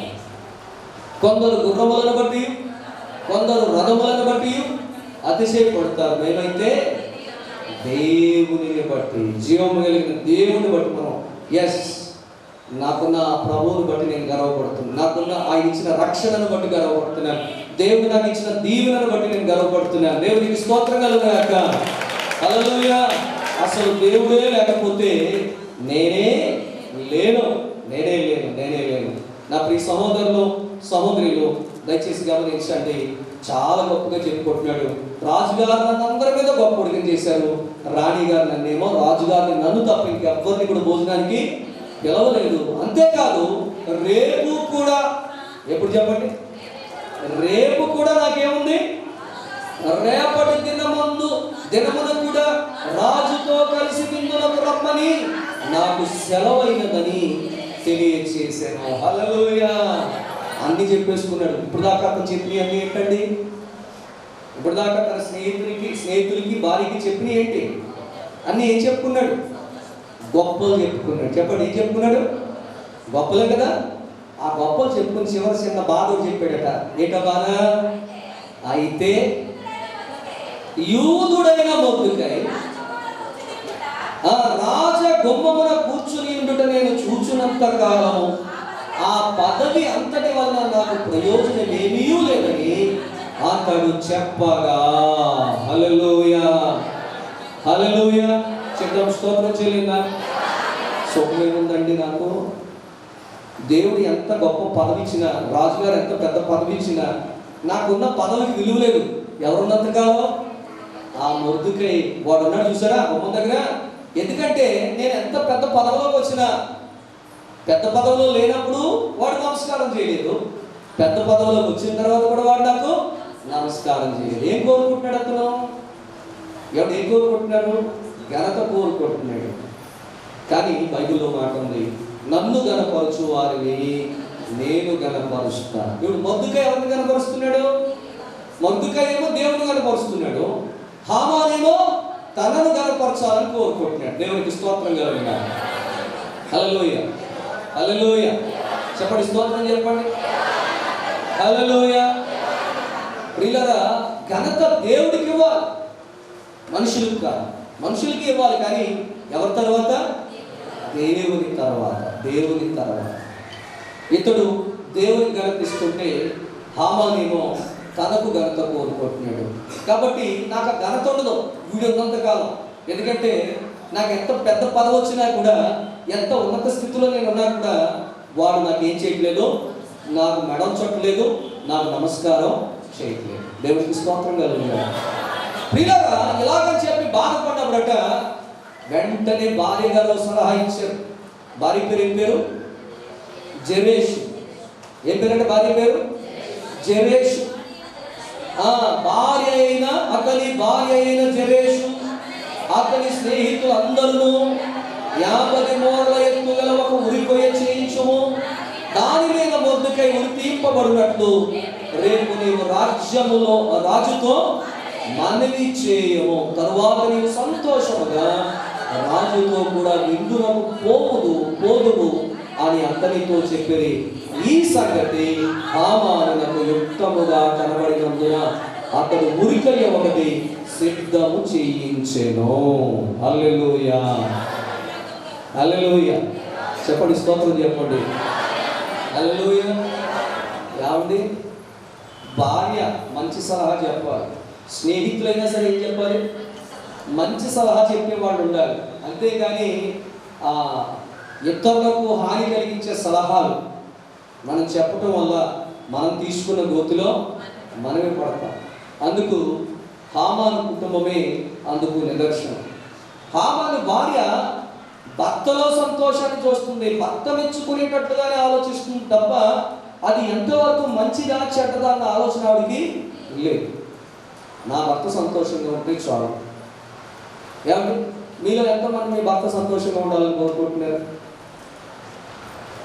నేను తప్పు అడగలేదే, మంచిగా అడిగాను. ఏమంటే మీ భర్త సంతోషంగా ఉండడం తప్ప? మరి ఎందుకు డౌట్ పడుతున్నారు? డౌట్ పడకండి, చెయ్యొద్దని ఏం పర్లేదు. మీ భర్త సంతోషంగా ఉండాలి. మీరు చెయ్యట్లేదు అనుకో, నువ్వు చెయ్యట్లేదు చర్చిలోని, నేను సంతోషంగా ఉండడం నీకు ఇష్టం లేదు, మళ్ళీ ఇంటికి వెళ్ళి అడుగుతారు. ధైర్యంగా చెయ్యొద్దండి, ఏం పర్లేదు. మీకు చెప్తున్నాగా మీ భర్త సంతోషంగా ఉండాలి. దేవుడికి స్తోత్రం కలుగుతుంది. భర్తకి ఏమంటే సంతోషం, మందంటే ఇష్టం అని చెప్పి భర్త కోసం నువ్వు బ్రాండీ సీసా పట్టుకెళ్ళి 2 ఆమ్లెట్ వేసి దగ్గర పెట్టేవాళ్ళు తప్పదు. మా ఆయన సంతోషంగా ఉండడమే నాకు కావాలి. ఇలా అనగానే బ్రదర్స్ అంతా నవ్వుతున్నారు. నాకు ఇవాళ ఇక్కడ ఆమ్లెట్ రెడీగా ఉంటుంది అన్నట్టుగా. దేవుడికి స్తోత్రం కలుగుగాక. హల్లెలూయా. చెప్పండి, స్తోత్రం చెప్పండి. హల్లెలూయా. అంటే భర్తకి సంతోషం కలిగించడానికి ఏది పడితే చేయడం కాదు. నువ్వు చేసే దాని వల్ల నీ భర్తకి హాని కలగకూడదు, ఇతరులకు కూడా ఏం కలగకూడదు, హాని కలగకూడదు. అది ఆలోచించాలి. నీ భర్త సంతోషంగా ఉండడం తప్ప నేను అండాలా, నీ భర్త ఆనందంగా ఉండడం తప్ప నేను అండాలా, నీ కుటుంబం క్షేమంగా ఉండడం తప్ప నేను అండాలా. వీళ్ళరా, కుటుంబం క్షేమంగా సంతోషంగా ఉండాలంటే మీరు చేసే ప్రతి పని దేవుని వాక్యంతో ముడిపెట్టుకోవాలి. మీరు చేసే ప్రతి పని, నీ భర్త కోసం ఏం చేసినా, నీ భార్య కోసం ఏం చేసినా, నీ పిల్లల కోసం ఏం చేసినా, మీ తల్లిదండ్రుల కోసం ఏం చేసినా, మీరు చేసే ప్రతిదీ వాక్యానుసారంగా ఉండాలి. దేవుడికి స్తోత్రం కలుగుగాక. వాక్యానుసారంగా సంతోషం కలిగించేటట్లు చేయి, తప్పేం కాదు. తప్పమ్మా? చెప్పండి, మాట్లాడండి. అంతేగాని ఆయన సంతోషం కోసం నేను కూడా ఆయనకు గ్లాసు వేసి, నేను కూడా గ్లాసు వేసుకుని, నేను కూడా ఇద్దరు కూర్చొని ఆయనకి కంపెనీ ఇస్తారంటే బాగుంటుందా? ఈ మధ్యన ఇలా కంపెనీకి ఇచ్చే భార్యలు కూడా ఉన్నారట. ఒక సర్వేలో తేలిందంటే మగవాళ్ళ కంటే ఆడవాళ్ళు ఎక్కువ తాగేస్తున్నారని తెలిసిందంట. ఎవరు ఎక్కువ తాగుతున్నారంటండి? ఆడవాళ్ళు ఎక్కువ తాగుతున్నారట. పార్టీల్లో, పబ్బులు. మీరు చూస్తున్నారు లేదు వార్తల్లో, హైదరాబాద్లో డ్రంక్ అండ్ డ్రైవ్లో దొరికేసేది ఎవరు? మగవాళ్ళు, ఆడవాళ్ళు? చెప్పాలి, మీరు చెప్పాలి. ఎవరు దొరుకుతున్నారు? ఎప్పుడైనా విన్నామా? ఎప్పుడైనా చూసాం? ఇలాంటి మాట్లాడరేంటి? ఎవరు దొరుకుతున్నారు? డాక్టర్లు ఎవరు దొరుకుతున్నారండి? ఎవరు డాక్టర్లట? ఒక లేడీ డాక్టర్ హైదరాబాద్లో డ్రంక్ అండ్ డ్రైవ్లో దొరికితే ఆ తిరగబడిపోతుందంట. వాళ్ళ దగ్గరికి ఆ ఊదమంటారు కదా, ఆ ఊదమన్న వాళ్ళ మీద కూడా వెళ్ళిపోయిందంట లేడీ డాక్టర్.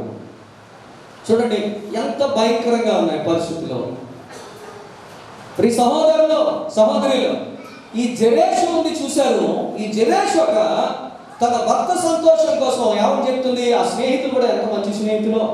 రే బాబు వంశే, ఎన్ని మూరలు? 50 మూరలు ఏమంటే ఎత్తుగలిగిన ఒక ఉరికొయ్యడు తయారు చేసి దాని మీద మొద్దుకాయని ఏం చేయాలి?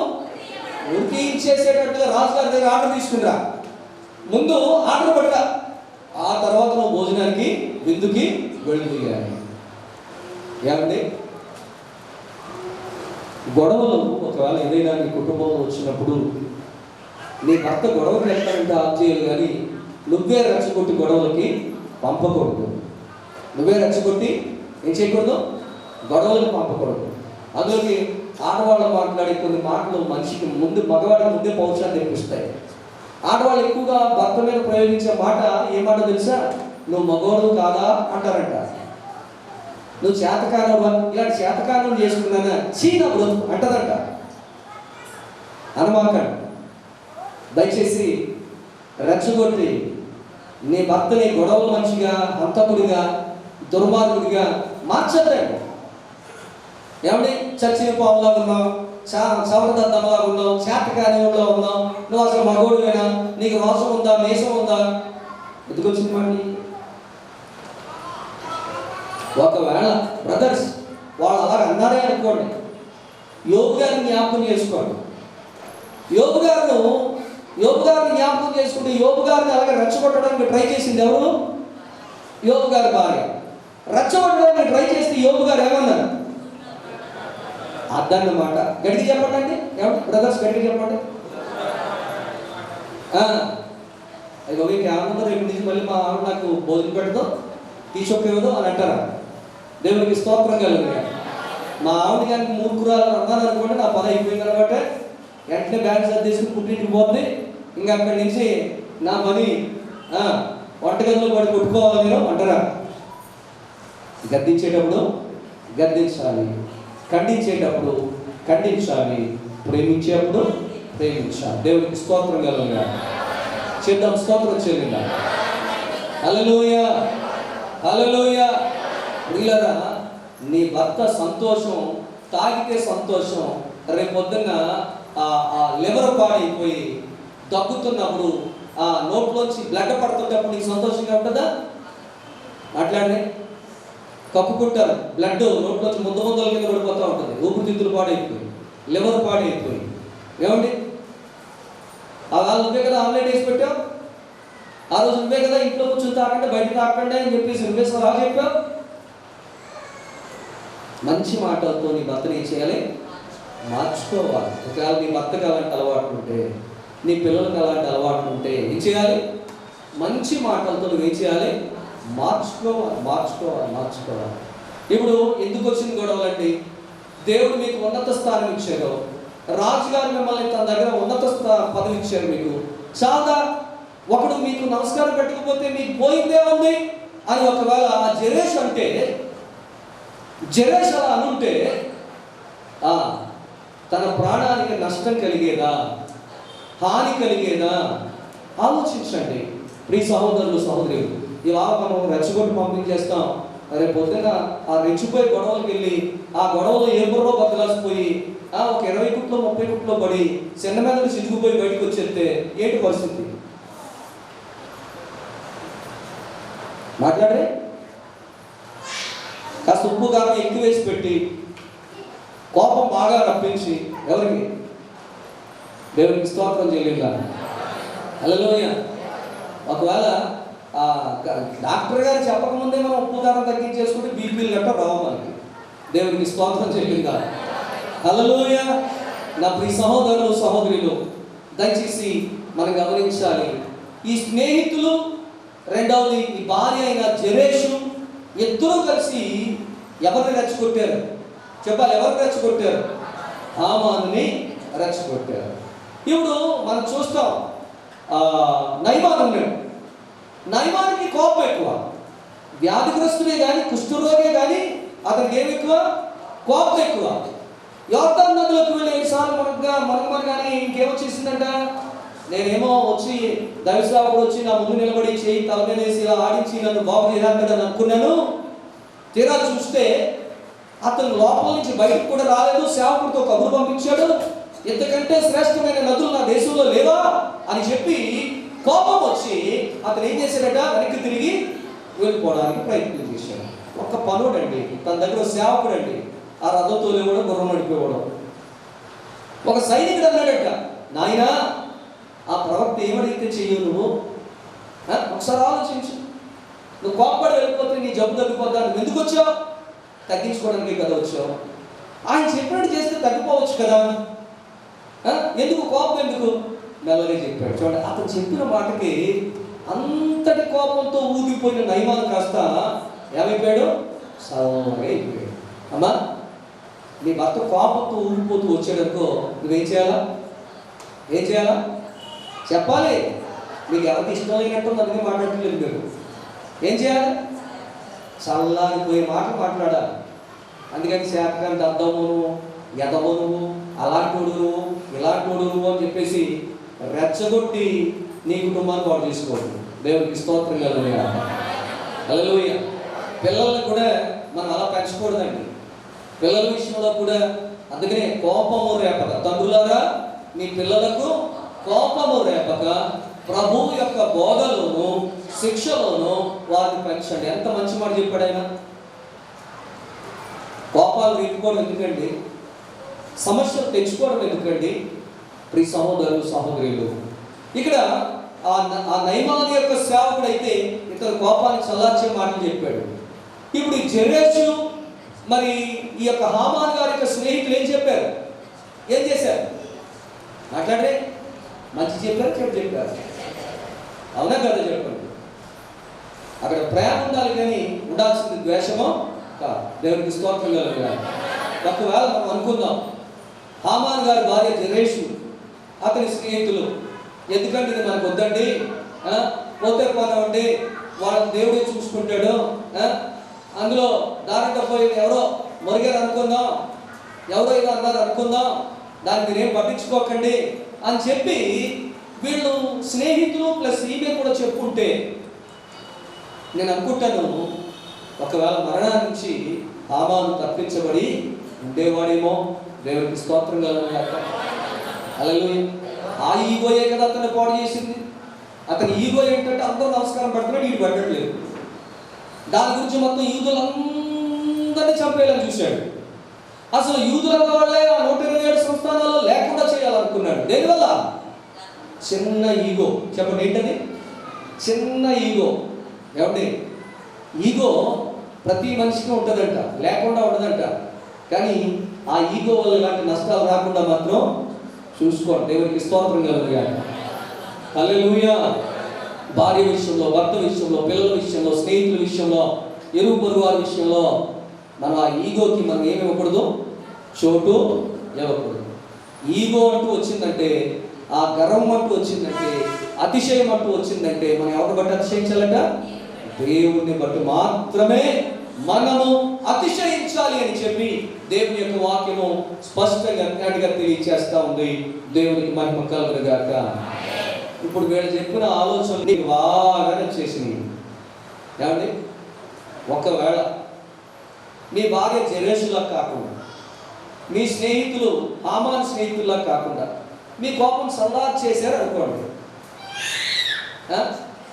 నా భార్య పనికి మాలింది కాబట్టి అలా చెప్పింది, మా స్నేహితులు సరైన వాడు కాదు కాబట్టి అలా చెప్పారు అని అలాంటి వాడితో ఇంకా స్నేహం చేయకూడదు, ఇంకా మా ఆవిడ మాట ఏ మాట కూడా నేను వినకూడదు అని మరి అనుకునే ఆలోచన మనకి రాకూడదు. దేవునికి స్తోత్రం కలుగుగాక, హల్లెలూయా.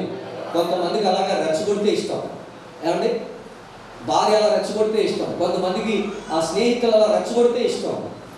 వద్దండి, మనకు అలాంటి ఆలోచనలు, మనకు అలాంటి తలంపులు రానివద్దండి. వీళ్ళు చెప్పడం ఏంటి, రెడీ చేసేసాడు. అంటే ఏంటి, 50 మూరల ఎత్తు కలిగిన ఒక ఉరి కొయ్యను రెడీ చేసేసి రాజుగారి దగ్గర నుంచి ఆర్డర్ తేయడానికి ఎక్కడికి బయలుదేరాడట? రాజుగారి దగ్గరికి బయలుదేరాడు. ఎవరి ఆలోచన? ఎవరి మంచి ఆలోచన అయితే తీసుకోవాలి. ఎవరు ఏది చెప్తే ప్రతి ఒక్కరు చెప్పిన ఆలోచన బట్టి మన ఇష్టానుసారంగా మనం ముందుకు వెళ్ళిపోకూడదండి. అది ఆ ఆలోచన మంచిదా కాదా, ఆ ఆలోచన ప్రయోజనకరమైందా లేకపోతే నిన్ను నాశనం చేశారా అని ఆలోచించాలి. వాళ్ళ ఆలోచన చెప్పడం ఏంటి, ఈయన పొయ్యి తయారు చేయడం ఏంటి? ఆయన ఆలోచన, వాళ్ళేమో స్నేహితుల ఆలోచన చెప్పారు. ఏమండి? తర్వాత ఇంకెవరు ఆలోచన చెప్పారట? భార్య ఆలోచన చెప్పిందట. మంచిదండి ఆలోచన? లోకానుసారంగా మంచిది, కానీ ఆత్మీయంగా చూస్తే మంచిది. అంటే ఇద్దరు ఆలోచనలు మనం దేంతో పోల్చుకోవాలి? ఆత్మీయతతో పోల్చుకోవాలి. అది ఆత్మీయతకు భంగం కలిగించేదా, ఆత్మీయతను పాడు చేసేదా, ఆత్మీయతగా అది నాశనం చేసేదా, మంచిదా, ఉపయోగపడేదా కాదా అని చెప్పి ఎవరైనా సరే ఎన్ని సలహాలైనా తీసుకోండి, కానీ అందులో నీకు క్షేమాన్ని కలిగించేది మాత్రమే నువ్వు తీసుకోవాలి. దేవునికి స్తోత్రం కలుగుగాక. చేద్దాం, స్తోత్రం చెల్లిద్దాం. పెద్దలు అంటారు కదా, రైట్ టైంలో రైట్ డిసిషన్ తీసుకోండి, సరైన సమయంలో సరైన నిర్ణయం. నేను అడుగుతున్నాను, ఇప్పుడు హామాను తీసుకున్న సమయం, నిర్ణయం మంచిది. అసలు ఆ టైం ఏంటి? ఎక్కడికి వెళ్ళాల్సిన టైము? రాజుగారితో కలిసి విందుకి వెళ్ళాల్సిన టైం. కానీ ఇప్పుడు ఆ టైంలో మర్డర్ ప్లాన్ చేస్తున్నాడు. విందుకు రాజుగారితో కలిసి భోజనానికి వెళ్ళవలసిన టైంలో ఏం ప్లాన్ చేశాడు చెప్పాలి? ఏం ప్లాన్ అది? Murder plan. ఒక హత్య చేయడానికి కుట్రవంతున్నాడు. అది రైట్ టైం అండి? టైం చూస్తే టైము రైట్ టైం కాదు. సరే, ఆలోచన మంచిదా? రైట్ డిసిషన్ తీసుకున్నాడా? సరైన నిర్ణయం తీసుకున్నాడా? నేను మిమ్మల్ని అందరూ ఒకటి కోరుకుంటున్నాను, మీరు ఎప్పుడైనా సరే సరైన సమయంలో సరైన నిర్ణయం తీసుకునే వ్యక్తులుగా ఉండాలి. లేదంటే హామానులాగా మీరు కూడా మీ జీవితంలో చాలా నష్టపోతారు అని చెప్పి ప్రభు పేరిట నేను మీకు తెలియచేస్తా ఉన్నాను. దేవునికి మహిమ కలుగుగాక. చేద్దాం, స్తోత్రం చెల్లిద్దాం. హల్లెలూయా, హల్లెలూయా. సరైన సమయంలో ఏం చేయాలి? సరైన నిర్ణయం. ఇప్పుడు హామాన్ అయితే సమయము సరైనది కాదు, అలాగే అతడు తీసుకున్న నిర్ణయం కూడా మంచిది కాదు, మంచిది కాదు, మంచిది కాదు. దావీదు అంటాడు, నీతిమంతులు నన్ను గద్దించుట నాకు తైలాభిషేకం అంటాడు. ఎవరు గద్దించడం? నీతిమంతులు గద్దిస్తే నా మంచి కోసమే గద్దిస్తారు. అలాంటిది నాకు దేవుడు నన్ను అభిషేకించినట్టే, దేవుడు తన తైలంతో నన్ను అభిషేకించినట్టే నీతిమంతులు గద్దించుట నాకు తైలాభిషేకం. ఎవరైనా మంచి కోసం మిమ్మల్ని తిట్టినా కంగారు పడిపోకండి. వాడు చెప్పింది, వాడు కోప్పడింది, గద్దించింది దేనికోసం? ఎక్కడ దాకా ఎందుకండి? యవనస్తులు ఉన్నారు, తల్లిదండ్రులు కావాలని ఇష్టం లేక పిల్లలు ఎవరు తిట్టరండి. ఏ తల్లి కూడా, ఏ తండ్రి కూడా తమ పిల్లలు ఇష్టం లేక తిడతారా? ఇష్టం లేక కొట్టేస్తారు అనుకుంటున్నారా? ఏమండి, మా అమ్మ నాన్న మా మంచి కోసం చెప్పారని అనుకుంటే మరి చాలా మంచిది. కానీ చాలా మంది పిల్లలు ఏం చేస్తున్నారు తెలుసా? మా అమ్మకి నేను ఎంత ఇష్టం లేదు, మా నాన్నకి నేను ఎంత ఇష్టం లేదు, నన్ను మా నాన్న కొట్టేస్తున్నాడు, చంపేస్తున్నాడు, మా అమ్మ నన్ను చంపేసేలా ఉంది అని ఇల్లు పెట్టి పారిపోయేవాడు కొంతమంది. లేకపోతే తప్పుడు నిర్ణయాలు తీసుకుని ప్రాణాలు పోగొట్టుకునేవారు కొంతమంది. అసలు మీ అమ్మ నాన్నని అర్థం చేసుకుంటే వాళ్ళని మించిన వాళ్ళు, నీ కోసం నీ క్షేమాన్ని కోరుకునే దాంట్లో వాళ్ళని మించిన వాళ్ళు ఇంకా భూమి మీద మనుషులకి ఎవరు లేరు. వాళ్ళని మించిన వాళ్ళు ఉంటే దేవుడు తప్ప ఇంకెవ్వరు లేరు. అందుకని అమ్మ నాన్న తిట్టినా, గర్దించినా, కోపడినా తొందరపాటు నిర్ణయాలు దయచేసి ఎవరి బిడ్డలు, చిన్న బిడ్డలు చెప్తా ఉన్నాను, దయచేసి అలాంటి నిర్ణయాలు ఎప్పుడు కూడా తీసుకోవద్దు. దావీదు అంటాడు కదా, నీతిమంతులు గర్దించడం నాకు తైలాభిషేకం. అమ్మ తిట్టింది నీ మంచి కోసమే, నాన్న కొట్టాడు నీ మంచి కోసమే, నీ మంచి కోసమే. ఏ తల్లిదండ్రులు కొట్టడానికి, పిల్లలు కొట్టడానికి వాళ్ళ చేతులు కొడతారు, కానీ తర్వాత ఎంత బాధపడతారో నువ్వు తండ్రి అయ్యాకే నీకు తెలుస్తుంది, నువ్వు తల్లి అయ్యాకే నీకు తెలుస్తుంది.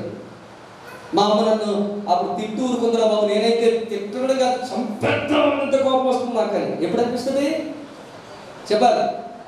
మీరు కూడా పెద్దవాళ్ళయి పెళ్ళిళ్ళు చేసుకుని మీరు పిల్లలు కన్న తర్వాత అప్పుడు తెలుస్తుంది. నువ్వు తల్లివైతే నీ తల్లి మనసు ఎలాంటిదో నీకు తెలుస్తుంది, నువ్వు తండ్రి అయితే నీ తండ్రి ఎంత గొప్పడో నీకు తెలుస్తుంది. దేవుడికి స్తోత్రం కలుగుగాక.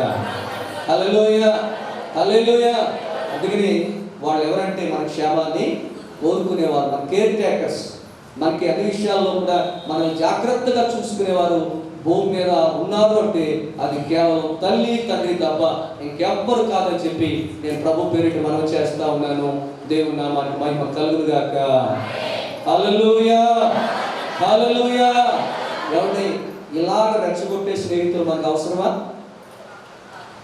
ఇలాగా రెచ్చగొట్టే భార్య అవసరమా అని అన్నాను. ఇలాంటి రెచ్చగొట్టే భార్య అవసరమా అని అన్నాను. ఎందుకంటే స్నేహితులు ఆడకపోతే మంచి వాళ్ళతో మళ్ళీ స్నేహం చేయొచ్చు, వీళ్ళు వదిలేయచ్చు. అలాగని చెప్పి ఇలాంటి ఆలోచన ఉన్న భార్యను వదిలేమని నేను చెప్పట్లా, ఇంకో భార్యను చేసుకోమని నేను చెప్పడంలా.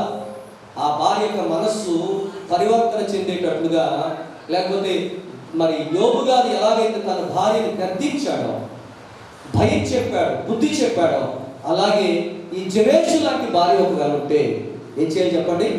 గద్దించి బుద్ధి చెప్పి మంచి దారిలో పెట్టుకోవాలి. దేవునికి స్తోత్రం కలుగుగాక. ఏం చేయాలి చెప్పండి? గద్దించి బుద్ధి చెప్పి మంచి దారిలో ఆ భార్యను పెట్టుకోవాలి అని చెప్పి ప్రభు పేరిట మీ అందరికీ నేను తెలియజేస్తా ఉన్నాను. దేవుని నామానికి మహిమ కలుగుగాక. హల్లెలూయా.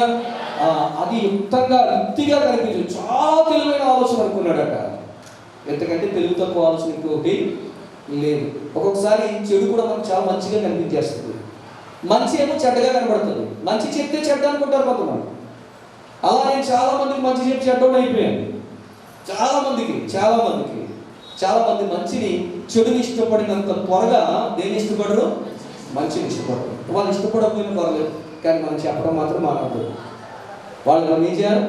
మంచి చెప్తాం. ఇవాళ చెప్తే రేపని తెలుస్తుంది, రేపు చెప్తే ఎల్లుండైనా తెలుస్తుంది. ఏం కంగారు పడద్దు. దేవునికి స్తోత్రం కలుగుగాక. హల్లెలూయా, హల్లెలూయా, హల్లెలూయా. కాబట్టి ప్రియులారా, దేవుని పిల్లలారా, దేవుడు హామానుకు అంత మంచి స్థితి ఇచ్చిన తర్వాత కూడా అతని బుద్ధి, అతని ఆలోచనలు, అతని తలంపులు సరిగా ఉన్నాయా? అతని స్నేహితులు సరిగా ఉన్నారా? అతని భార్య సరిగా ఉందా? కాబట్టి ప్రియులారా, ఈరోజు మనం ఇంత మంచి స్థితిలో ఉన్నామంటే కారణం దేవుడు.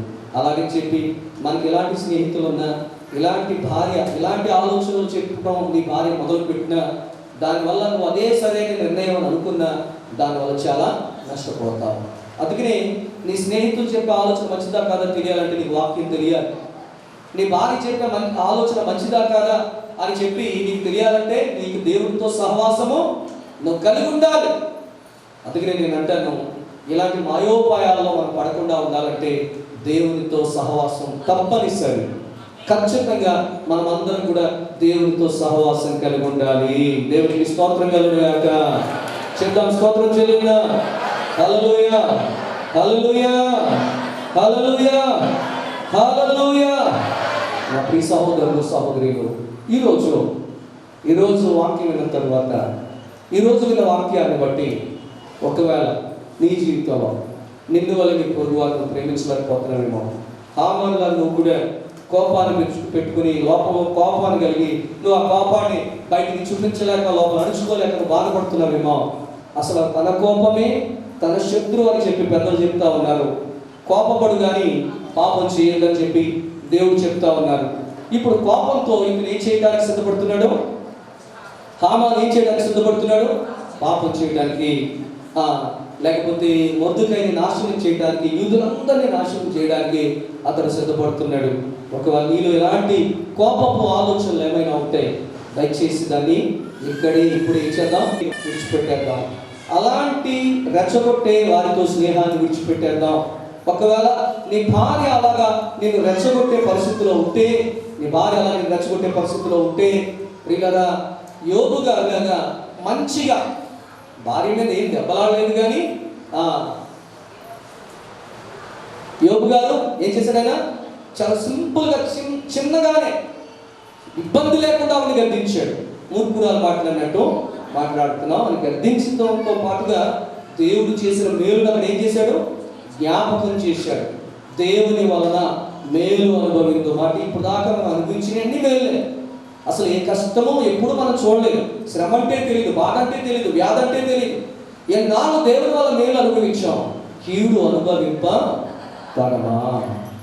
నాకు అదంతా అనవసరం అండి, మా ఆయన సంతోషంగా ఉండడం కావాలండి, మా ఆయన కోసం నేను ఏమైనా చేస్తానండి, ఏమైనా చెప్తానండి. చాలా తప్పమ్మా. నువ్వు చేసే ఆలోచన, నువ్వు చేసే ప్రతి పని వాక్యానుసారంగా ఉండాలి. వాక్యానికి విరుద్ధంగా ఉందని నీకు అనిపిస్తే దయచేసి తక్షణమే ఆ పని చేయాలి, విడిచిపెట్టేయాలి. అలాంటి మాటలను వెంటనే విడిచిపెట్టేయాలి. అలాంటి ఆలోచనలు వెంటనే ఖచ్చితంగా విడిచిపెట్టేయాలని చెప్పి దేవుని యొక్క వాక్యము హెచ్చరిస్తూ ఉంది. దేవునికి మహిమ కలుగును గాక. హల్లెలూయా, హల్లెలూయా. సరే, ఈ హామాన్ గారు గురికై తయారు చేసుకుని రాజుగారి దగ్గర ఆర్డర్ కోసం బయలుదేరాడు. రాజుగారి దగ్గర ఆజ్ఞ కోసం, ఆయన ఆజ్ఞ కోసం, ఏ ఆజ్ఞ? మొర్దెకైని ఉరి తీసేయాలి అని ఆజ్ఞ. ఆ ఆజ్ఞ కోసం ఇతడు బయలుదేరాడు. ఆ మరుసటి రోజు ఇతడు బయలుదేరుతా ఉన్నాడు. ఏం జరిగిందో వచ్చే వారం నేర్చుకుందాం. మిగిలిన భాగాన్ని వచ్చే వారం నేర్చుకుందాం. ఈరోజు నేర్చుకుని ఈ భాగంలో నుండి నువ్వేం నేర్చుకున్నావు, ఏం అర్థం చేసుకున్నావో, దానికి తగినట్టుగా నీ జీవితం ఉందో లేదో, అలా నీ భార్య, అలా నీ స్నేహితులు, అలాంటి ఆలోచనలు, నువ్వు ఎలాంటి ఆలోచనలు కలిగి ఉన్నావో దయచేసి మోకరించి హృదయపూర్వకంగా ప్రార్థనాపూర్వకంగా ఉంది దేవుని దగ్గర ప్రార్థన చేద్దాం. ఎవరి మట్టుకు వారికి ప్రార్థన చేద్దాం. హల్లెలూయా, హల్లెలూయా. వందనాలు. ప్రార్థన ఎంత గొప్పదో కదా. ఆ గొప్ప ప్రార్థన నీ జీవితంలో నువ్వు కలిగి ఉండాలని చెప్పి దేవుని యొక్క వాక్యం సెలవిస్తా ఉంది. హల్లెలూయా, హల్లెలూయా. ప్రార్థన చేసుకుందాం. పరిశుద్ధుడును మహోన్నతుడు, సర్వాధికారి, సర్వశక్తిమంతుడైన దేవ, నీ గొప్ప నామాన్ని బట్టి నా తండ్రి కారణం నా తండ్రి స్తోత్రాలు చెల్లించుకుంటున్నాను రాజా. నా తండ్రి నీ యొక్క దాసులు మా తండ్రి ప్రభా, మా యొక్క ఆత్మీయ తండ్రి ద్వారా నా తండ్రి అయ్యా, నా తండ్రి ప్రభా, ఎస్తేరు మొర్దెకై హామాను గురించి ప్రభా లోతైన సంగతులు ప్రభా అయ్యా నా తండ్రి మాకు తెలియపరిచిన విధానాన్ని బట్టి వందనాలు, స్తుతులు, స్తోత్రాలు ప్రభా. అయ్యా నా తండ్రి ఈ యొక్క ముగ్గురు జీవితాలు నా తండ్రి ప్రభా, వారి యొక్క ఆలోచనలు నా తండ్రి అయ్యా నా తండ్రి ఎట్టి రీతిగా ఉన్నాయో ప్రభా నా తండ్రి అయ్యా నా తండ్రి ప్రభా, వారి యొక్క ఆలోచనలను బట్టి నా తండ్రి లేఖన భాగం నుండి మాకు తెలియపరిచినందుకు వందనాలు, స్తుతులు, స్తోత్రాలు ప్రభా. ఆమెనైతే ప్రభా తన ఉద్యోగం చేసుకుంటూ నా తండ్రి ప్రభా, తన ఉద్యోగంలో ఉన్న నా తండ్రి ప్రభా గణిత గురించి నా తండ్రి ప్రయత్నం చేస్తున్నాడు ప్రభా. అయ్యా మొర్దెకై అయితే నా తండ్రి ప్రభా నీ బిడ్డగా ఉండి ప్రభా నీ ఆజ్ఞలను గైకొనేలాగా నా తండ్రి ప్రభా నా తండ్రి సమస్య వచ్చినప్పటికీ, ఇబ్బంది వచ్చినప్పటికీ నా తండ్రి మరణం వరకు నమ్మకంగా ఉండాలని ప్రయత్నం చేస్తున్నాడు ప్రభా. నా తండ్రి వందనాలు, స్తోత్రాలు నైనా. నాయన ఎస్తేరైతే ప్రభా నా తండ్రి సమస్య వచ్చింది, సమస్యను బట్టి అయా ఉపవాసముతో ఉండి నా తండ్రి అయా ఉపవాసం నుండి నా తండ్రి ప్రభా సమస్యను విడుదల పొందుకోవాలని ప్రభా అయా నా తండ్రి ప్రభా ఉపవాసము ద్వారా నా తండ్రి నీకు ఇష్టమైనది నా తండ్రి ఉపవాసమే కాబట్టి ఆ ఉపవాసము ద్వారా తండ్రి ప్రభా హృదయాలు చెప్పగల నా తండ్రి ప్రభా నీ పట్ల నా తండ్రి మేము ఉపవాసం ఉంటే నా తండ్రి నీ హృదయం తిప్పబడుతుందని జాలిగల దైవం అని ఆరాధించే గొప్ప దేవుడు అని నా తండ్రి సెలవిచ్చారు ప్రభా. బట్టి వందనాలు, స్తోత్రాలు ప్రభా.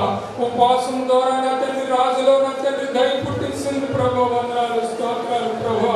అయ్యా నా తండ్రి ప్రభా నా తండ్రి ముగ్గురు గురించి నా తండ్రి లేఖన భాగం నుండి అనేకమైన లోతైన సంగతులు నా తండ్రి మా యొక్క జీవితాలకు నా తండ్రి సరి చేసుకోవడానికి మీరు ఇచ్చిన కృపను బట్టి ధన్యతను బట్టి వందనాలు, స్తోత్రాలు ప్రభా. మా జీవితాలు ఎట్టి రీతిగా ఉన్నాయో నా తండ్రి మీరు ముగ్గురిని బట్టి నా తండ్రి తెలుసుకుని ప్రభా తద్వారా మాలో ఉన్న లోపాలు, పాపాలు, ద్వేషాలు నా తండ్రి అయా తొలగించుకుంటూ మీలో నా తండ్రి ప్రభా మీ ఆజ్ఞానుసారమే నా తండ్రి అయా మేము నా తండ్రి నడుచుకునే భాగ్యము ధన్యత మాకు దయచేయండి తండ్రి. వందనాలు, స్తోత్రాలు ప్రభా. అయ్యా నా తండ్రి అనేక నా తండ్రి దినాలుగా నా తండ్రి అయ్యా నా తండ్రి ఎస్తేరు గ్రంథం గురించి మాతో మాట్లాడుతున్నందుకు వందనాలు, స్తోత్రాలు నాయన. ఇక్కడ నా తండ్రి మాతో మాట్లాడి నా తండ్రి మాకు తెలియని అంశములు అనేకమని తెలియపరుస్తూ అయ్యా మీలో నా తండ్రి ప్రభా మేము నా తండ్రి దినదినము పెరుగుతూ ఆనందిస్తూ నా తండ్రి బలపడుతూ నా తండ్రి ప్రభా ఆత్మీయమైన జీవితంలో నా తండ్రి మంచి పోరాటం పోరాడే వ్యక్తులుగా మమ్మల్ని తీర్చిదిద్దమని జ్ఞాపకం చేస్తున్నాను ప్రభా. ఇటువంటి లోతైన సంగతులు తెలియజెప్పే నా తండ్రి అయ్యా ఆత్మీయ తండ్రి మాకు ఇచ్చినందుకు వందనాలు, స్తోత్రాలు ప్రభా.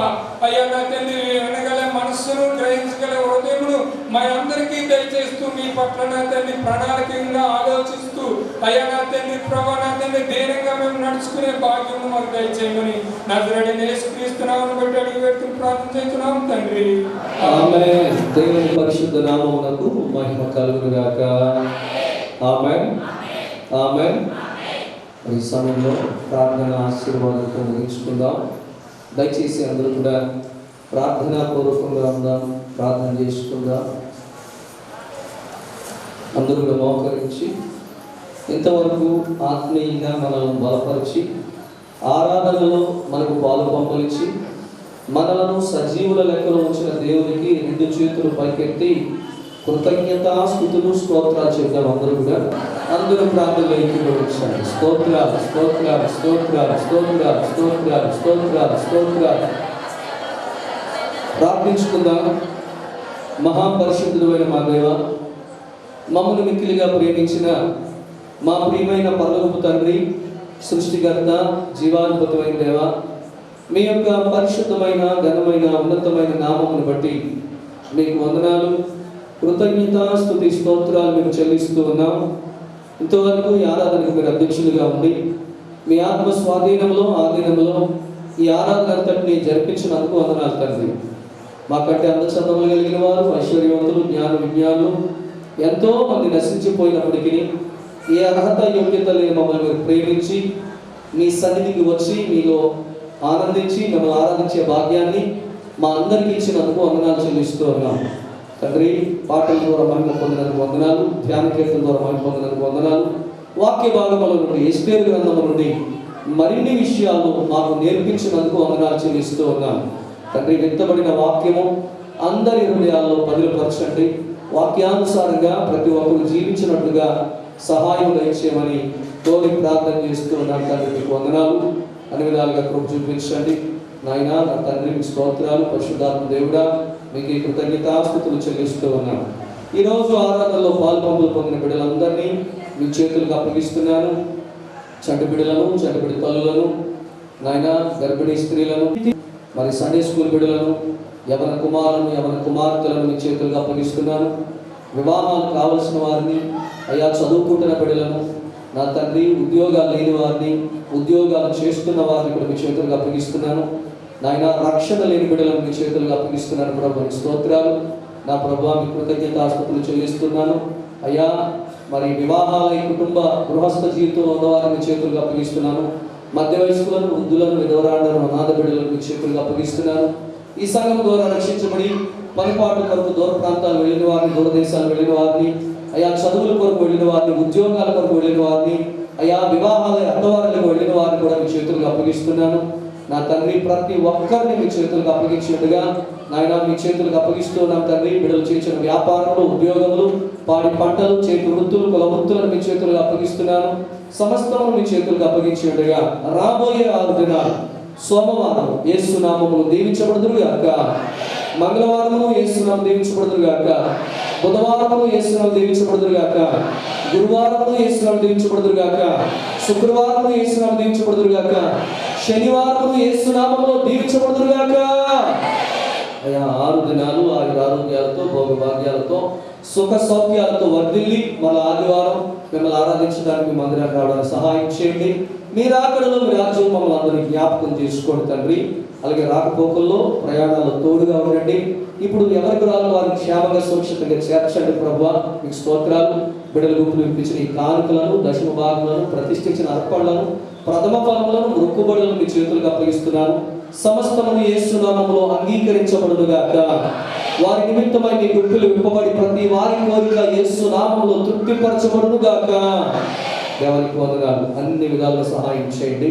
మీ రాకడలో మమ్మల్ని అందరినీ చేర్చుకోమని, జ్ఞాపకం చేసుకోమని, సమస్త మహిమ, ఘనత, ప్రభావాలు మీరే పొందుకోమని రక్షకుడైన యేసుక్రీస్తు వారి పరిశుద్ధ నామములో మిక్కిలి వినయముగా బ్రతుకులాడి వేడుకొనుచున్నాను పరమ తండ్రి. ఆమేన్.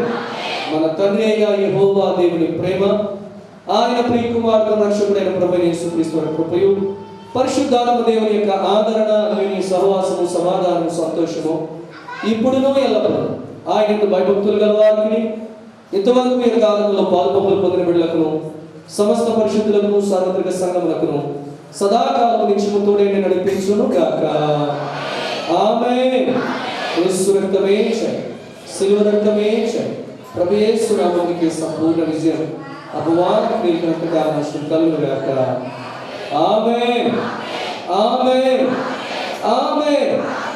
మీ అందరికీ నా వందనాలు. దేవుడి అందరిని దీవించి ఆశీర్వదించును గాక.